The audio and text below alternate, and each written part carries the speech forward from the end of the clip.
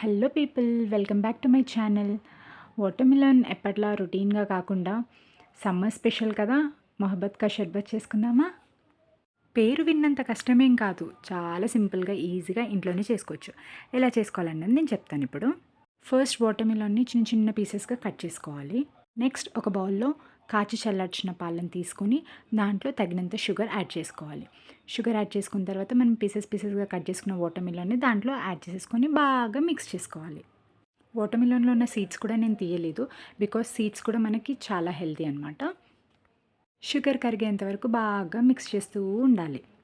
Next ఒక 15 minutes నానబెట్టిన సబ్జా seeds కూడా యాడ్ చేసుకోవాలి. ఇది చాలా మంచిది, బాడీ డిహైడ్రేట్ కాకుండా హైడ్రేటింగ్గా ఉంచుతుంది. సో దీన్ని కూడా నేను ఒక 2 టేబుల్ స్పూన్స్ యాడ్ చేశాను. అండ్ ఐస్ క్యూబ్స్ కూడా యాడ్ చేసుకోవచ్చు, బట్ నేను ఫీడింగ్ మదర్ని కాబట్టి నేను ఐస్ క్యూబ్స్ యాడ్ చేసుకోలేదు. అంతే, ఎంతో సింపుల్ అయిన మొహబ్బత్ కా షర్బత్ రెడీ.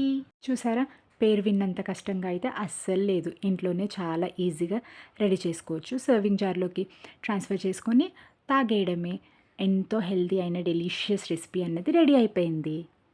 ఈ హాట్ సమ్మర్లో ఇలా కూల్గా చేసుకొని తాగేయండి. మీ ఇంట్లో వాళ్ళకు కూడా చేసి పెట్టండి.